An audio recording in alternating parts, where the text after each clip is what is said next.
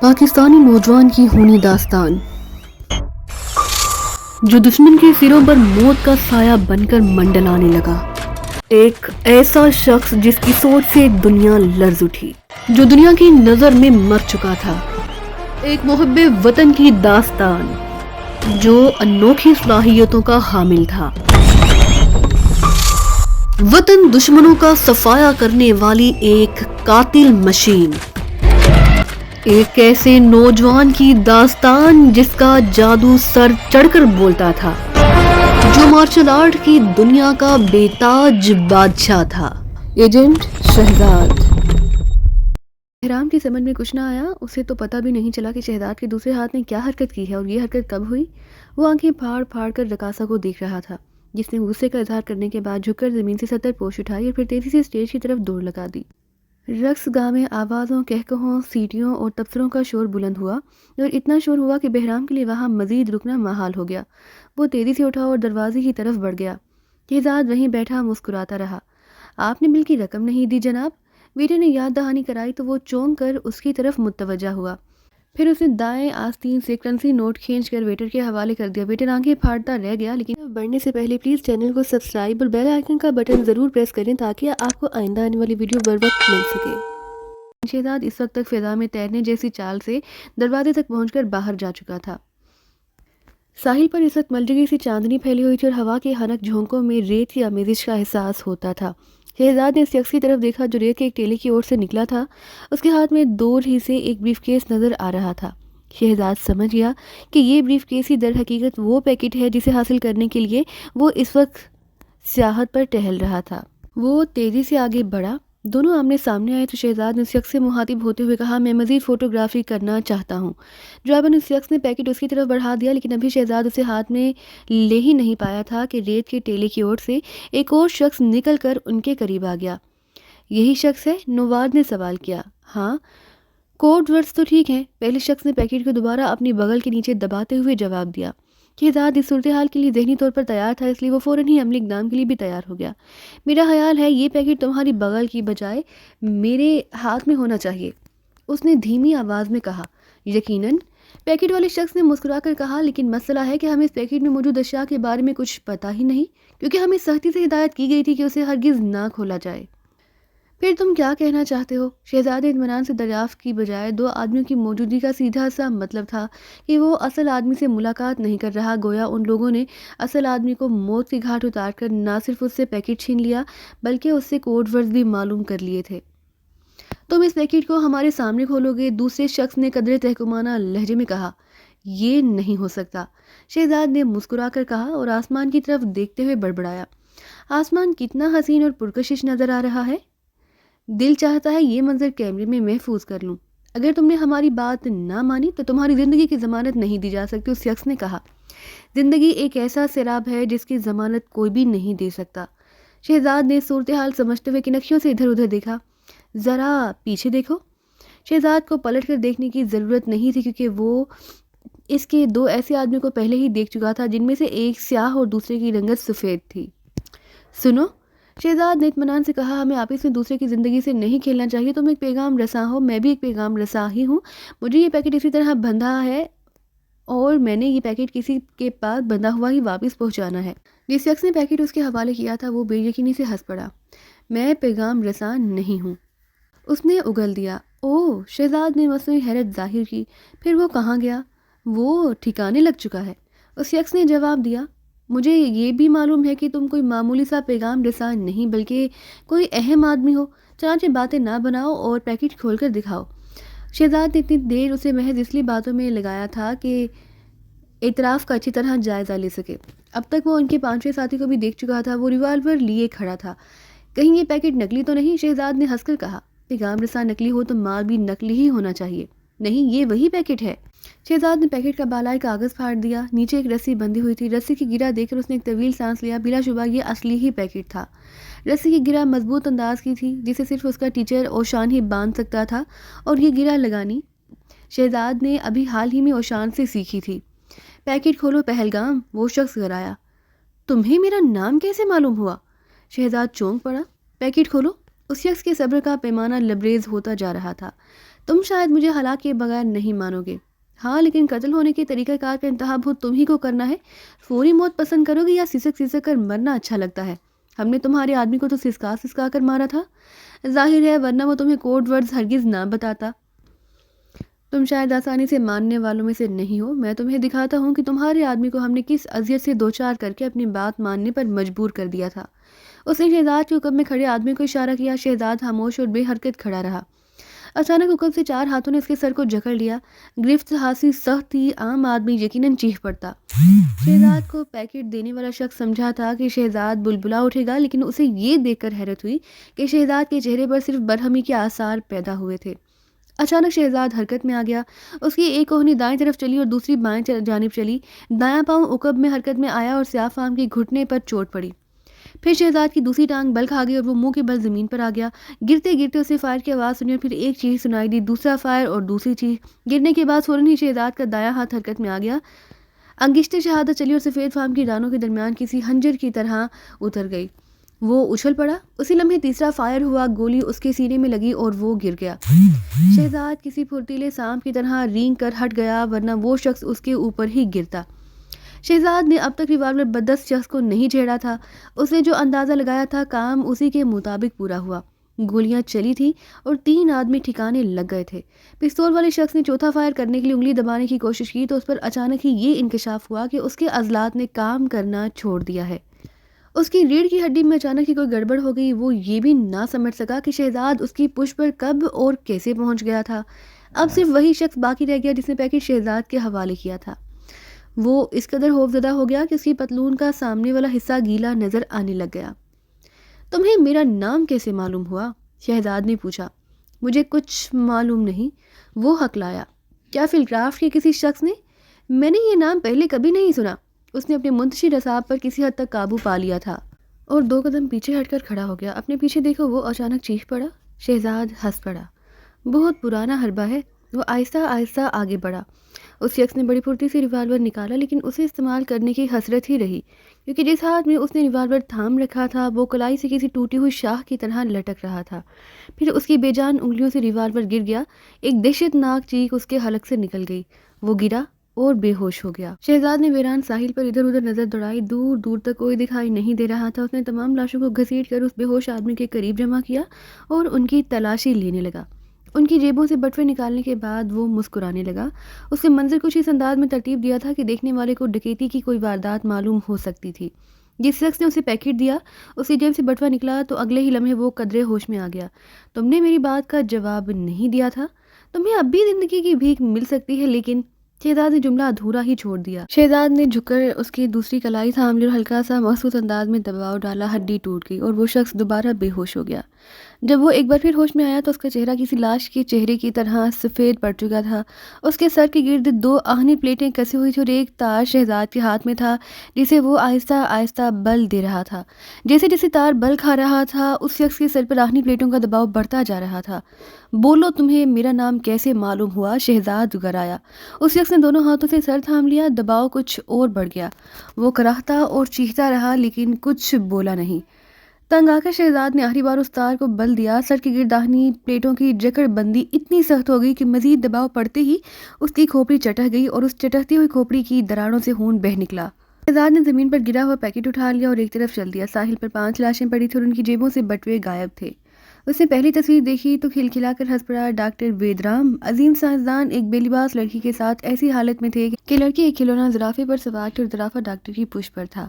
لڑکی کی پشت کیمرے کی طرف تھی. شہزاد نے سوانح کا مطالعہ کیا تو پتہ چلا کہ ڈاکٹر ویدرام دماغی لہروں پر اتھارٹی ہے. 20 سال سے شادی شدہ ہے. اس کے 2 بچے ہیں اور کوئی سیاسی رابطہ نہیں ہے. وہ ساحل سے جو پیکٹ لایا تھا اس میں ایسی ہی تصویریں تھیں اور ہر تصویر کے ساتھ اس شخص کی مکمل سوانح تھی. ہر تصویر قابل اعتراض تھی، جیسے کسی بلیک میلر نے خاص طور سے انہیں تیار کروایا ہو. کسی بھی تصویر پر بناوٹی ہونے کا شبہ نہیں ہوتا تھا. یہ تمام تصویریں ان عظیم سائنسدانوں اور مفکرین کی تھی جو تھنکرز فارم میں کام کر رہے تھے. تھنکر سوام کا سربراہ ڈاکٹر وتیالی بھی قابل اعتراض حالت میں نظر آ رہا تھا۔ شہزاد باری باری یہ تصویریں دیکھتا ہوا ہر ایک کی سوانح پڑھتا جا رہا تھا۔ تصویروں میں ڈاکٹر وتیالی نے خود کو زنجیروں میں بندھوا رکھا تھا اور زنجیروں کے علاوہ اس کے جسم پر لباس نام کی کوئی چیز نہ تھی۔ اس کے سینے پر کوڑے کے سرخ نشانات واضح تھے۔ آخری تصویر ڈاکٹر بیانکی کی تھی۔ وہ ان عریاں تصویروں کو دیکھتے دیکھتے اور ان لوگوں کی سوانح پڑھتے پڑھتے بیزار ہو گیا تو اس نے ایک طرف ڈال دیا اور آنکھیں بند کر لی۔ اچانک ہی کسی خیال کے تحت چونک کر اس نے جلدی سے آنکھیں کھول دی۔ اس کی انگلیوں نے حرکت کی اور تمام تصویریں تاش کے کسی ماہر کھلاڑی کے ہاتھ میں پکڑے ہوئے پتوں کی طرح اس کے سامنے ترتیب پا گئیں۔ اس کی آنکھیں یکایک چمک اٹھیں۔ ہر تصویر میں جس عریاں لڑکی کا جسم تھا وہ کسی ایک ہی لڑکی کا تھا۔ تصویریں بے حد واضح اور خوبصورت تھی، جیسے کسی فیشن کے ماہر فوٹوگرافر نے کھینچی ہوں، اور تصویروں میں جزیرہ فردوس کے وہ قابل فخر افراد تھے جن کی موت حکومت کو اس حشر سے زیادہ گوارا تھی۔ شہزاد یہ سارا مواد لے کر واش بیسن کے سامنے جا کھڑا ہوا۔ اس نے کاغذات اور تصویریں واش بیسن میں ترتیب سے رکھی اور آنکھیں بند کر لیں۔ پھر اس نے آنکھیں کھول کر ایک لمحے کے لیے انہیں دیکھا اور دوبارہ آنکھیں بند کر لیں۔ ہر تصویر اس کے ذہن میں محفوظ ہو گئی اور وہ ان شباہتوں کو کبھی نہیں بھول سکتا تھا۔ پھر اس نے پانی کھول دیا۔ جب وہ ان تصویروں کو پانی میں تحلیل ہوتے دیکھ رہا تھا تو شہزاد کے ذہن میں اپنے چیف بہرام کی آواز گونج رہی تھی۔ ابھی ہمیں بالکل معلوم نہیں کہ وہاں ہو کیا رہا ہے۔ جو لوگ تھنکر سوام کو استعمال کرنا چاہتے ہیں، یہ تصویریں یقیناً انہوں نے ہی تیار کروائی ہیں تاکہ ان شخصیتوں کو اپنے مقاصد کے لیے استعمال کر سکے۔ یہ پتہ نہیں چل رہا کہ ایسا کون کر رہا ہے، ملک کا کوئی مجرم گروہ یا کوئی دشمن ملک ایسا کر رہا ہے۔ بہرحال اگر ان سائنسدانوں نے ان لوگوں کے ہاتھوں میں کھیلنا شروع کر دیا تو ان سب کا ختم ہو جانا ہی بہتر ہے۔ اس سلسلے میں 3 ماہ قبل شہزاد کو معلومات فراہم کی گئی تھی، لیکن اس کی تربیت کو جاری رکھا گیا۔ اسے میدان عمل میں اتار آنے کی دعوت مل گئی، لیکن اسے ابھی استعمال نہیں کیا گیا کیونکہ فلکرافٹ اور چارہ گھر کے ذمہ دار احکام ابھی خود تاریکی میں تھے۔ لیکن اب یہ فیصلہ کر لیا گیا تھا کہ تھنکر سوام خطرے میں ہے، اس لیے شہزاد ٹائیگر کو فوری طور پر میدان عمل میں اتر جانے کا حکم مل گیا تھا۔ تصویریں اور کاغذات پانی میں حل ہوتے رہے۔ واش بیسن میں پانی کی رنگت بدل گئی، لگتا تھا جیسے وہاں دودھ گرا ہوا ہو۔ اس نے واش بیسن میں ہاتھ ڈال کر اچھی طرح ٹٹول لیا، کوئی ٹکڑا بھی باقی نہیں رہ گیا تھا۔ شہزاد نے کاک ہٹا دیا، دودھیا پانی تیزی سے بہہ گیا۔ اب شہزاد کے پاس صرف ایک کاغذ رہ گیا، اس پر 2 آدمیوں کی بات چیت تھی۔ تھنکر فارم کے سربراہ ڈاکٹر وتیالی اور رکن کے درمیان ہونے والی گفتگو کچھ اس طرح سے تھی: ہم قدیم نکات کو لے کر نئے نکات پیدا کر رہے ہیں، اس لیے ہم نے اب لوگوں کے رویوں پر غور کرنا شروع کر دیا ہے۔ ڈاکٹر وتیالی کا کہنا تھا، گویا آپ یہ معلوم کرنا چاہتے ہیں کہ انسان ایک دوسرے سے کیوں نبرد آزما ہونے لگتا ہے؟ رکن نے سوال کیا۔ ہاں، انسان نے ساری دنیا کو فتح کر لیا، تمام جانور مغلوب ہو چکے ہیں اور اب انسان سب کو فتح کرنے کے بعد ایک دوسرے کی طرف پھر پلٹ رہا ہے۔ یہ سب کچھ جنگوں کی تاریخ سے ظاہر ہے۔ آخر کچھ لوگ دوسروں کو مغلوب کیوں کرتے ہیں؟ کچھ لوگ مفتوح کیوں بن جاتے ہیں؟ یہی ہمارا مسئلہ ہے۔ اگر اس کا حل معلوم ہو گیا تو محض ایک چھوٹی سی فوج ایک بہت بڑی فوج پر آسانی سے غالب آ جایا کرے گی۔ گویا بنیادی طور پر یہ پوری دنیا کو فتح کرنے کا ایک مختصر سا منصوبہ ہے۔ جب یہ چھوٹا سا منصوبہ تکمیل پا جائے گا تو اسی کو پھیلا کر پوری دنیا پر محیط کر دیا جائے گا۔ اگر کسی تہذیب پسند گروہ کو اس منصوبے کی بھنک پڑ جائے تو وہ ہر حال میں اسے حاصل کرنے کی کوشش کرے گا۔ اوہ، تو یہاں دنیا کو فتح کرنے کا منصوبہ ترتیب دیا جا رہا ہے؟ نہیں، یہ تو ہماری اصل تحقیق کا ایک ضمنی پہلو ہے۔ سنو، ذرا تفصیل سے بتائیے ڈاکٹر، میں تو حیرت سے بے دم ہوا جا رہا ہوں۔ رکن نے کہا۔ بتائیے نا، اس نے اصرار کیا۔ ابھی نہیں، ورنہ یہاں چاروں طرف عجیب و غریب لوگ منڈلانے لگیں گے۔ تھنکر سوام بند ہونے کے بعد بتاؤں گا۔ یہاں ان دونوں کی وہ گفتگو ختم ہو گئی تھی جسے غالباً کسی خفیہ ٹیم نے ریکارڈ سے سن کر تحریری شکل دی گئی تھی۔ شہزاد نے بلاخر اس کاغذ کو بھی پانی میں تحلیل کر کے ضائع کر دیا۔ وہ اچھی طرح سمجھ چکا تھا کہ خصوصیت سے یہ کام اسی کے سپرد کیوں کیا گیا ہے۔ تھنکر سوام کے معاملات کسی عام قسم کے ایجنٹ کے بس کا روگ نہیں تھے۔ چارہ گھر ہی ایک ایسی تنظیم تھی جو خاموشی سے اس قسم کی مہلک سازشوں کا صفایا کر سکتی تھی۔ اگر یہی کام فوج یا پولیس کے سپرد کر دیا جاتا تو تھنکر سوام کا چیف سب کچھ ختم کر دیتا، منصوبہ بنا کر اس ملک کی سیاسی پناہ میں چلا جاتا جس کا وہ اعلی کار بنا ہوا تھا۔ اس کے علاوہ ہنگامہ ہوتا اور ملک میں ابتری بھی پھیل جاتی۔ تھنکر سوام کا چیف اور اس کے رکن بعد میں ان تصویروں کی وجہ سے بلیک میل ہو رہے تھے، گویا کوئی اور قوت بھی بیچ میں آ گئی تھی اور جزیرہ فردوس کی حکومت یہ نہیں چاہتی تھی کہ دنیا کو فتح کرنے کا یہ قیمتی منصوبہ کسی اور کے ہاتھوں میں جائے۔ بہرام نے اسے حتمی حکم دیا تھا، اس سازش کو کچل ڈالو اور اگر ایسا ممکن نہ ہو تو تھنکر سوام کے ہر آلہ و دماغ کو تباہ کر دو۔ نہ رہے بانس، نہ بجے بانسری۔ شہزاد نے بہرام کے یہ الفاظ یاد کرتے ہوئے مسکرا کر تولیے سے ہاتھ پونچھے اور ایک دم کرسی پر بیٹھ کر جھولنے لگا۔ وہ تھنکر سام کے سلسلے میں پروگرام بنا رہا تھا۔ شہزاد ٹائیگر کو اپنی بصارت پر یقین نہیں آ رہا تھا کہ وہ تھنکر سام کا سائن بورڈ دیکھتا ہوا آگے بڑھا تو ایک بے حد خوبصورت کالونی اس کے سامنے آ گئی۔ وہ اس سے بھی آگے نکل گیا لیکن مطلوبہ سائن بورڈ کہیں نظر نہ آیا۔ تھنکر سوام بھی ایک پراسرار ہی محکمہ ہے، اس نے سوچا۔ کالونی سے آگے جا کر وہ ایک جگہ اسے سڑک کے کنارے سائن بورڈ دکھائی دیا تو وہ رک گیا۔ اس پر تھنکر سوام بہت باریک لکھا تھا۔ وہ واپس سڑک پر آیا اور کار میں بیٹھ گیا۔ آس پاس چھوٹے چھوٹے خوبصورت ارکان تھے، کسی کے سامنے ہرا بھرا لان بھی نظر آ رہا تھا اور بعض مکان جھاڑیوں میں چھپے ہوئے تھے۔ صاف ستھری گلیاں اور سڑکیں بھی ہموار اور صاف ستھری نظر آ رہی تھی۔ ٹینس کورٹ اور گولف کورس بھی وہاں موجود تھے، گویا ان لوگوں کو ضرورت کی ہر چیز فراہم کی گئی تھی اور اپنے ماحول میں تھنکر سوام ایک چھوٹا سا شہر تھا۔ شہزاد چونک کر رک گیا۔ اس نے ایک سائیکل سوار کو دیکھا۔ یہ شخص نیلے لباس میں تھا اور پرانی سی سرمئی ٹوپی پہنے سائیکل چلا رہا تھا۔ جب وہ قریب آیا تو شہزاد نے اسے فوراً پہچان لیا۔ یہ ڈاکٹر ویدرام تھا۔ وہ اس کی تصویر دیکھ چکا تھا، اس لیے اسے پہچاننے میں اسے کوئی دشواری نہ ہوئی۔ ذرا ایک منٹ جناب، شہزاد نے ہاتھ سے اشارہ کرتے ہوئے کہا۔ ڈاکٹر ویدرام نے چونک کر سائیکل کو بریک لگائے۔ کیا بات ہے؟ اس نے چشمے کی اور سے گھورتے ہوئے پوچھا۔ تھنکر سوام یہی ہے؟ کیا تم نے سائن بورڈ نہیں دیکھا؟ دیکھا تو ہے، لیکن پھر تم نے یہ کیسے سمجھ لیا کہ یہ تھنکر سوام نہیں ہوگا؟ دراصل میں سمجھا تھا کہ یہاں کوئی چار دیواری یا ہاردار باڑ وغیرہ لگی ہوگی۔ وہ کس سلسلے میں؟ شہزاد چکرا گیا۔ اس سوال کا وہ بھلا کیا جواب دے سکتا تھا؟ اسے تو ویسے بھی حیرت ہو رہی تھی کہ اتنے اہم محکموں کو یوں حد بندی کے بغیر چھوڑا گیا تھا۔ فلکرافٹ کے بارے میں تو یہاں تک سختی تھی کہ وہاں داخل ہونے والا کبھی باہر نہیں جا سکتا۔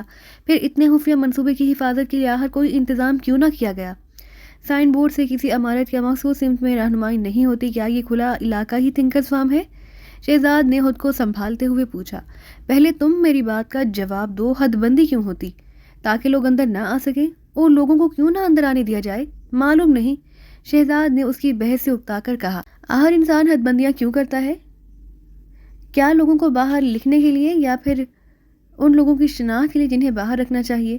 اس کا جواب تو ایک مزدور بھی دے سکتا ہے، شہزاد نے بھنا کر کہا اور دل میں سوچا کہ ایسے احمقوں کو تھنکر سوام میں رکھا گیا ہے۔ معلوم نہیں یہ گہری باتیں سوچنے والے عام باتیں کیوں نہیں سمجھ پاتے۔ اس نے کار سٹارٹ کر کے آگے بڑھا دی۔ عقب نما میں اس نے ڈاکٹر ویدرام کی طرف کیا دیکھا جو چشمہ ہٹا کر اسی کار کو گھور رہا تھا۔ اس کا منہ ہرے سے کھلا ہوا لگتا تھا جیسے وہ شہزاد کو سمجھنے سے قاصر رہا ہو۔ آگے جا کر شہزاد کو ایک اور سفید عمارت نظر آئی۔ اس نے کار اسی عمارت کے قریب روک دی۔ عمارت کے چاروں طرف گھنے اور اونچے بڑ کے درخت لگے ہوئے تھے۔ شہزاد نے دروازے پر لگی ہوئی گھنٹی کے بٹن کو دبایا تو دروازہ فوراً ہی کھل گیا اور ایک گلابی چہرے والی بچی نے باہر جھانکا۔ اس کی آنکھوں میں بے پناہ چمک تھی۔ ہیلو، بچی نے کہا، میرا نام سومی ہے، میں 6 سال کی ہوں اور ڈاکٹر ہوشمند کی بیٹی ہوں، اور میں شہزاد ہوں، شہزاد پہلگام۔ اس نے مسکرا کر اپنا تعارف کرایا۔ اس بچی نے اسے فوراً ہی متاثر کر دیا تھا۔ میں 30 سال کا ہوں، تھنکر سوام کا نیا محافظ ہوں۔ یعنی آپ نئے سیکیورٹی ڈائریکٹر ہیں اور مسٹر منوچر کی جگہ آئے ہیں؟ وہ تو پچھلے ہفتے اوڈی ہو گئے تھے۔ شہزاد نے حیرت سے پلکیں چھپکا لی۔ 6 سالہ بچی سے اسے ایسی گفتگو کی ہرگز توقع نہ تھی۔ اوڈی کیا مطلب؟ ہیروئن کا اوور ڈوز؟ بچی نے اس انداز میں وضاحت کی جیسے اسے شہزاد کی کم علمی پر افسوس ہوا ہو، مگر ایک آدمی کے اوور ڈوز لینے سے منشیات سے نجات کا مسئلہ حل نہیں ہو سکتا۔ شہزاد نے ذرا جھک کر مزید توجہ سے اس بچی کا جائزہ لیا جو شاید پیدائشی مفکر تھی۔ بچی نے اسے حیرت رد دیکھا تو شریر انداز میں مسکرانے لگی۔ تو آپ کو حیرت ہو رہی ہے، اس نے کہا۔ دراصل میں اپنی عمر سے کہیں زیادہ ذہنی ترقی حاصل کرنا چاہتی ہوں اور سب یہی کہتے ہیں کہ اگر میں نے خود کو اپنے ہم عمروں میں شامل کرنا نہ سیکھا تو بڑے مسائل پیدا ہو جائیں گے۔ ڈیڈی بھی یہی کہتے ہیں، مگر میری بڑی بہن اردھات نے 15 سال کی عمر میں خود کو اپنے ہم عمروں میں شامل کر لیا ہے، تو میں کیوں نہیں کر سکتی؟ کر سکتی ہو، شہزاد نے اس کا گال سہلاتے ہوئے محبت سے کہا۔ بچی اس انداز پر رام ہو گئی۔ اس نے جلدی سے کہا، کیا آپ ڈیڈی سے ملنا چاہتے ہیں؟ ہاں، کیا آپ میرے ساتھ کھیلیں گی؟ بعد میں ضرور کھیلوں گا، وعدہ؟ لیکن نہیں، حقیقت وعدے سے کہیں زیادہ بامعنی ہوتی اور وہ وعدہ بھی جو 8 سال سے زیادہ عمر کا شخص کر رہا ہے۔ میں بھی 8 سال سے زیادہ عمر کے لوگوں پر اعتماد نہیں کرتا، شہزاد نے کہا۔ وہ یوں محسوس کر رہا تھا جیسے قسمت نے اسے اچانک ہی پاگلوں کے کسی شہر میں پھینک دیا ہو جہاں قدم قدم پر اس کی راہ میں دشواریاں حائل تھیں۔ کیا آپ کے پاس فرضی موجود ہے؟ بچی نے پوچھا۔ نہیں، شہزاد نے حیران ہو کر کہا۔ کیوں؟ پھر آپ نے کھیلنے کا وعدہ کیسے کر لیا؟ بچی نے غصے سے پادریوں کے سے انداز میں ہاتھ اٹھائے دیکھا تھا۔ ڈاکٹر ہوشمند نے اسے دیکھتی انگلی ہونٹوں پر رکھ کر اشارہ کیا۔ میں شہزاد پہلگام ہوں، نیا سیکیورٹی، مجھے معلوم ہے۔ ڈاکٹر ہوشمند نے دوبارہ اشارہ کیا، پھر اسے سرگوشی میں ڈاکٹر بیانکی سے اس کا تعارف کرایا۔ تم بھی پہلے ڈائریکٹر منوچر کی طرح روستائی ہو؟ بیانکی نے پوچھا۔ شہزاد کچھ نہ بولا، وہ تو شطرنج کے بورڈ کو گھور رہا تھا۔ اسے بھی شطرنج کھیلنا سکھایا گیا تھا تاکہ اسے معلوم ہو کہ کس چال سے پوری بازی پلٹ جاتی ہے۔ میں نے تم سے کچھ پوچھا تھا، ڈاکٹر بیانکی پھر بولا۔ تم بھی منوچر کی طرح روستائی ہو؟ معلوم نہیں، شہزاد نے ایسے لہجے میں جواب دے جیسے ٹال رہا ہو۔ کیا مطلب معلوم نہیں؟ ہر روستائی کو معلوم ہوتا ہے کہ وہ روستائی ہے، مگر تم روستائیوں کو سوائے شطرنج کھیلنے کے یا سیکیورٹی گارڈ بننے کے اور کچھ بھی آتا ہے کیا؟ یہ فریق مخالف پر براہ راست چوٹ تھی، یقیناً وہ بھی روستائی رہا ہوگا، اور اس وقت وہ روستائی ڈاکٹر بیانکی سے مات بھی کھانے والا تھا۔ ہیلو، میرا نام شالات ہے، ڈاکٹر بیانکی کے حریف نے کہا۔ تم یہاں کی باتوں کا خیال نہ کرنا، یہ سب ذہانت کے کرشمے ہیں۔ شہزاد نے اس کے بڑے ہوئے ہاتھ کو ہاتھ میں لے لیا اور سوچا، تم کتنے بھی ہوش ہلاک سہی، لیکن تم میرے ہاتھوں موت کے گھاٹ تو اترنا ہی ہے۔ ہاں، تم اپنے اس ہم وطن سے وعدہ لے لو، تم جانتے ہو کہ مات تمہارا مقدر ہو چکی ہے۔ ڈاکٹر بیانکی نے شہزاد کی طرف پلٹ کر کہا، بیٹھ جاؤ صاحبزادے، اور ڈاکٹر شالات کو کوئی چال بتاؤ تاکہ یہ مجھے مات دے سکے۔ اور شہزاد بغیر کچھ سوچے سمجھے بول پڑا، یہ 3 طریقوں سے آپ کو مات دے سکتے ہیں۔ 2 طریقوں میں تو آپ کا پہلے غلطی کرنا ضروری ہے، مگر تیسرا طریقہ بالکل واضح ہے۔ یہ کہہ کر اس نے مہرہ اٹھایا اور چال چل دی۔ چاروں طرف کھڑے ہوئے لوگ اور خود ڈاکٹر شالات بے ساختہ کہے لگانے لگے، جبکہ ڈاکٹر بیانکی کا چہرہ سیاہ پڑ گیا۔ اس نے یہ چال تو سوچی ہی نہ تھی، مگر شہزاد یہ چال بتا کر بہت بڑی غلطی کر چکا تھا۔ ایک عام سا اور نجی قسم کا سیکیورٹی آفیسر بن کر جہاں آیا تھا، اب اس نے یہ ثبوت خود ہی فراہم کر دیا کہ اس میں بھی ذہانت کے جراثیم موجود ہیں۔ اس کی کوریائی استاد اوشان نے اسے سمجھایا تھا کہ اگر تم زندہ رہنا چاہتے ہو تو کبھی اپنے مخالف کو یہ تاثر نہ دو کہ تم کوئی خطرناک آدمی ہو، جس قدر بے ضرر نظر آتے ہو اتنا ہی محفوظ رہو گے۔ شہزاد یہ سب کچھ بھول گیا۔ وہ یہاں آیا تو ایک بے ضرر سا سیکیورٹی آفیسر تھا، لیکن اب اس حال میں معلوم نہیں کون اس کا دشمن بن چکا تھا۔ اس نے اپنا کام خود ہی بگاڑ دیا تھا۔ ڈاکٹر نوریان بھی یہ چال دیکھی تھی۔ یہ کوئی نئی چال تو نہ تھی، مگر اس وقت یہ چال چل کر شہزاد نے اپنی ذہانت کا اظہار کر دیا تھا۔ ڈاکٹر نوریان نے سوچا کہ اس بار منوچر کا مختلف آدمی بھیجا گیا ہے، کہیں اس کا یہ مطلب تو نہیں کہ منوچر کے قتل کا راز فاش ہو گیا ہے؟ اس کی موت کو خودکشی نہیں قتل سمجھا جا چکا ہے؟ کہیں حکومت کو اس پر اور اس کی بیٹی پر شک تو نہیں ہو گیا؟ شہزاد پہلگام نے ان چاروں کو بھی تو ہلاک کر دیا تھا، اسے پیکٹ دینے کے گئے تھے۔ ڈاکٹر نوریان نے اپنے آدمیوں کی موت اور شہزاد کے چال میں کوئی تعلق تلاش کرنے کی بہت کوشش کی، لیکن اس کی سمجھ میں کچھ نہ آیا۔ اس نے کندھے اچکائے اور دل ہی دل میں کہا، خیر کوئی بات نہیں، میں تم سے بھی جلد نمٹ لوں گا مسٹر نئے سیکیورٹی ڈائریکٹر۔ کھیل کے بعد وہ سب سے آخر میں نکلا تھا اور بیٹی کے ساتھ ٹہلتا ہوا ڈاکٹر بیانکی کے گھر کی طرف جا رہا تھا۔ ڈاکٹر بیانکی کے گھر کی عمارت بیضوی شکل کی تھی۔ دور سے دیکھنے پر ہی یہی معلوم ہوتا تھا جیسے کوئی بہت بڑا انڈا زمین پر پڑا ہو۔ مجھے یہ نیا آدمی بہت اچھا لگا ہے، لڑکی نے دھیمی آواز میں کہا۔ تمہیں تو ہر شخص اچھا لگتا ہے ڈیئر، وہ تھکے انداز میں بولا۔ ہر شخص تو نہیں، لڑکی نے احتجاج کیا۔ پھر بتاؤ کون ایسا ہے جو تمہیں اچھا نہیں لگتا تاکہ میں اسی کو دیکھوں؟ کالے لوگ۔ او مگر تمہیں یہ کیا ہو گیا؟ ڈاکٹر نوریان نے کربناک لہجے میں کہا۔ ہونا کیا ہے، جب ایک لڑکی بچپن میں گھر کے اندر انسانی کھال کے بنے ہوئے لیمپ شیڈ دیکھے گی اور لوگوں کو تندور میں جھونکے جاتے دیکھے گی تو اس کی شخصیت بھی عام لڑکیوں سے مختلف ہی ہوگی۔ مجھ میں جو کچھ غیر معمولی پن ہے وہ اسی وجہ سے ہے۔ یہ تو وقت کی بات ہے، اب تو ایسا نہیں ہوتا، ڈاکٹر نوریان نے کہا۔ یہ بھی وقت کی بات ہے ڈیڈی، مجھے ہر حال میں اس شخص کی ضرورت ہے۔ ابھی نہیں، ڈاکٹر نوریان نے گرا کر کہا۔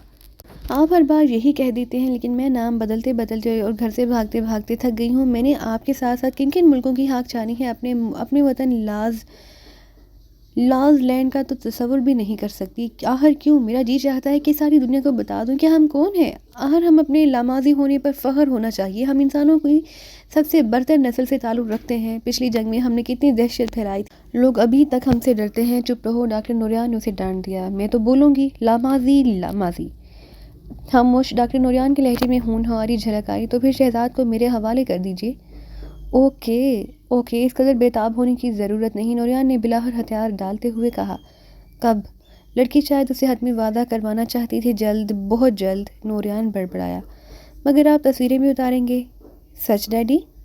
جب آپ تصویریں اتارتے ہیں مزہ تو تب ہی آتا ہے۔ بکواس بند کر کے گھر جاؤ، میں بیانکی کے پاس جا رہا ہوں۔ مجھے معلوم ہے کہ آپ میرے وہ مناظر برداشت نہیں کر سکتے اور یہی مجھے اچھا لگتا ہے۔ یہ کہتی ہوئی وہ اپنے گھر کی طرف گھوم گئی۔ ڈاکٹر نوریان اپنی بیٹی کو جاتے دیکھتا رہا۔ اس کی آنکھوں میں شدید غم اور غصے کی جھلک تھی، لیکن وہ بے بس تھا۔ کچھ دیر وہ کھڑا سوچتا رہا، پھر ڈاکٹر بیانکی کے گھر کی طرف چل دیا۔ ڈاکٹر بیانکی ابھی اپنے مخصوص گوشے میں داخل نہیں ہوا تھا جو آتش دان کے پیچھے تھا۔ ہاتھی دان کے بنے ہوئے دو ستونوں کے درمیان واقع تھا۔ وہاں جانے کے بعد وہ کسی سے نہیں ملتا تھا۔ اس وقت وہ پائپ میں حشیش بھر رہا تھا، مگر اس کے ہاتھ کانپ رہے تھے۔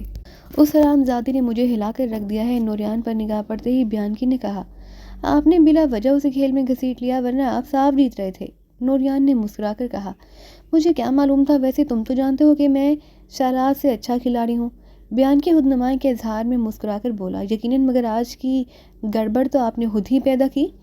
ہاں، مگر آج کی بازی شطرنج کے ٹورنامنٹ میں تو شامل نہیں ہوگی۔ کیوں نہیں ہوگی؟ مگر بھائی شالات کی مدد کی گئی ہے اور یہ اصول کے خلاف ہے۔ مگر ایسا آپ کی رضامندی سے ہوا تھا۔ شالات کا اس میں کوئی قصور نہیں، ڈاکٹر نوریان نے کہا۔ میں اسے مار ڈالوں گا۔ بیانکی کا لہجہ یکلخت خوفناک ہو گیا۔ مگر کیوں؟ اس نے تو کچھ بھی نہیں کیا۔ سارا کیا دھرا تو سیکیورٹی آفیسر کا ہے، اس نے سب کو آپ پر ہنسنے کا موقع فراہم کیا۔ ڈاکٹر نوریان نے جلتی پر تیل ڈالنا شروع کر دیا۔ مجھ پر کون ہنس سکتا ہے؟ بیانکی حشیش کا کش لے کر دھاڑنے لگا۔ آپ دیکھیے گا، جب تک وہ سیکیورٹی ڈائریکٹر یہاں ہے لوگ آپ پر ہنستے ہی رہیں گے۔ تم مجھے یہ سب کچھ کیوں بتا رہے ہو؟ بیانکی چونک کر نوریان کو گھورنے لگا۔ میں آپ کا دوست ہوں ڈاکٹر۔ اس روستائی کو نیچا دکھانے کا صرف ایک ہی طریقہ ہے، لیکن آپ وہ طریقہ ہرگز استعمال نہیں کریں گے۔ آپ موٹر سائیکل والے دوستوں سے مدد لیجیے۔ نہیں، میں ایسی گری ہوئی حرکت نہیں کر سکتا۔ اچھا اب تم جاؤ، مجھے کام ہے۔ یہ کہہ کر بیانکی اپنے مخصوص گوشے کی طرف بڑھ گیا، جس کے درمیان ایک سرخ لمبی لکیر نما شگاف تھا، چاروں طرف سفید دائرہ، پھر اس کے بعد سیاہ دائرہ۔ تھنکر سام کی کالونی میں خود بیانکی ہی واحد آدمی تھا جو اس سلامتی ڈیزائن کا مفہوم جانتا تھا۔ ڈاکٹر نوریان بیضوی عمارت سے باہر آ گیا۔ وہ سوچ رہا تھا کہ شہزاد پہلگام سے اسے جلد ہی نمٹنا پڑے گا، کیونکہ جب تک اس کی جگہ کوئی اور شخص آئے گا تب تک دنیا کو فتح کرنے کا منصوبہ تیار کرنے والے ایک غیر ملکی طاقت کے قابو میں ہوں گے، اور خود ڈاکٹر نوریان جزیرہ فردوس سے جا چکا ہوگا۔ ڈاکٹر ہوشمند اس میں باسمتی تھا اور معاملے کو نہایت ہوشمندی سے نمٹانا اس کی فطرت تھی۔ جو کسی معاملے میں کاہلی برتنے کا عادی نہیں تھا، پھر اس معاملے میں کیسے تاخیر برداشت کر لیتا۔ شہزاد کو میرے پاس بھیج دو، اس نے انٹرکام پر حکم دیا۔ اس کا دفتر عمارتوں کے ایک دائرے کے سامنے واقع تھا۔ یہ دائرہ سفید جھونپڑی نما مکانوں پر مشتمل تھا۔ یہ تھنکر سام کے بڑے دماغوں کے دفاتر اور رہائشی مکانات تھے، اور ان کے باہر تجربہ گاہیں تھیں۔ ڈاکٹر ہوشمند کی کھڑکیوں سے سب کچھ نظر آتا تھا۔ شہزاد نے دفتر میں داخل ہوتے ہوئے محسوس کر لیا کہ یہاں کا ماحول خوشگوار اور گرم ہے۔ ڈاکٹر ہوشمند ٹوئڈ کا سوٹ پہنے بیٹھا پائپ پی رہا تھا۔ شہزاد کو اس کے سوانے سے معلوم ہو چکا کہ ڈاکٹر ہوشمند انگنت کتابوں کا مصنف بھی ہے۔ تو تم آ گئے، شطرنج کھیلنے والے محافظ، بتاؤ میں تمہارے لیے کیا کر سکتا ہوں؟ ڈاکٹر نے عجیب سے انداز میں پذیرائی کی۔ سب سے پہلے تو میں یہ جاننا چاہتا ہوں کہ آپ سب لوگ یہاں کیا کرتے ہیں۔ کیوں؟ تم یہ کیوں معلوم کرنا چاہتے ہو؟ ڈاکٹر ہوشمند چونک پڑا۔ اس لیے کہ جب تک مجھے یہ معلوم نہ ہو کہ یہاں ہو کیا رہا ہے، تب تک میں اپنے فرائض کو نہیں سمجھ سکتا۔ بیکار ہے، ڈاکٹر بڑبڑایا۔ کیا بیکار ہے؟ شہزاد نے کرسی پر بیٹھتے ہوئے پوچھا۔ تم کچھ نہیں سمجھو گے، آپ بتائیں تو صحیح۔ دیکھو صاحبزادے، ہوشمند پائپ کا کش لیتے ہوئے بولا، تمہیں یہاں صرف اس لیے بھیجا گیا کہ اس ادارے کو حکومت سے مالی مدد اور تحفظ ملتا ہے۔ میں تمہاری آمد کو ناخوشگوار تو نہیں بنانا چاہتا، مگر تم ایک بن بلائے مہمان ہو۔ کل رات تم نے شطرنج ٹورنامنٹ میں جس بدتمیزی کا مظاہرہ کیا، اس سے میرے اسٹاف میں بے چینی پھیل گئی۔ میں تمہاری مخالفت کے بغیر بھی رہ سکتا ہوں، کیونکہ مجھے یہاں سیکیورٹی کی ضرورت ہی نہیں۔ کیا منوچر کو بھی یہ احساس دلا دیا گیا تھا؟ وہ ایک کم عقل پولیس مین تھا، ڈاکٹر نے ناگواری سے کہا، جو اب مر چکا ہے۔ شہزاد نے معنی خیز لہجے میں کہا، ہاں وہ مر چکا ہے۔ تم جانتے ہو کہ تشدد کے جواب میں اس سے کہیں زیادہ تشدد ہوتا ہے۔ آپ کا مطلب ہے منوچر نے خود اپنی موت کو دعوت دی تھی؟ شہزاد نے بظاہر سرسری لہجے میں کہا، ہاں لیکن تم میری توقع سے زیادہ ذہین ہو، اس لیے غور سے سنو۔ فرض کرو کہ تشدد ایک فطری اور لازمی امر ہو، تو اسے روکنا یا اس کا رخ بدلنا اس کی شدت کو بڑھا دے گا۔ یہ جیومیٹری کا اصول ہے، سمجھ رہے ہو؟ ہاں، لیکن یہ اپنی اپنی سمجھ کا پھیر ہے۔ آپ اس کا کچھ اور مطلب لیتے ہیں، جبکہ میں کچھ اور مطلب لیتا ہوں۔ تم کیا مطلب لیتے ہو؟ ڈاکٹر یوں مسکرایا جیسے کسی بچے نے اس کے سامنے بہت بڑا دعویٰ کر دیا ہو۔ میں تشدد کو ایک ایسا گھاؤ سمجھتا ہوں جو جسم سے زہر نکالنے کے لیے ڈالا جائے تو اچھا ہے، اور اگر یہ گھاؤ جسم کو نقصان پہنچانے کے لیے ڈالا جائے تو برا ہے۔ بذات خود یہ فعل نہ اچھا ہے اور نہ ہی بہت تکلیف دہ ضرور ہے۔ تم پھر انہیں روایتی روستائی باتوں میں پڑ گئے۔ قانون، امن نامہ، یہ سب بکواس ہے۔ فتح کرنے والے ایسا نہیں سوچتے۔ شہزاد کچھ کہتے کہتے رک گیا۔ اس جنونی سے الجھنا بیکار تھا۔ ڈاکٹر ہوشمند بھی سمجھ گیا کہ وہ بلا وجہ ایک فضول بحث میں الجھ رہا ہے۔ تو دوستو، یہ تھی ہماری آج کی کہانی۔ امید کرتے ہیں کہ آپ کو یہ کہانی بھی بے حد پسند آئی ہوگی۔ تو جانے سے پہلے ہماری کہانی کو شیئر اور لائک کرنا مت بھولیے، اور کمنٹ کر کے اپنی قیمتی رائے سے آغاز ضرور کیجیے۔ اللہ حافظ۔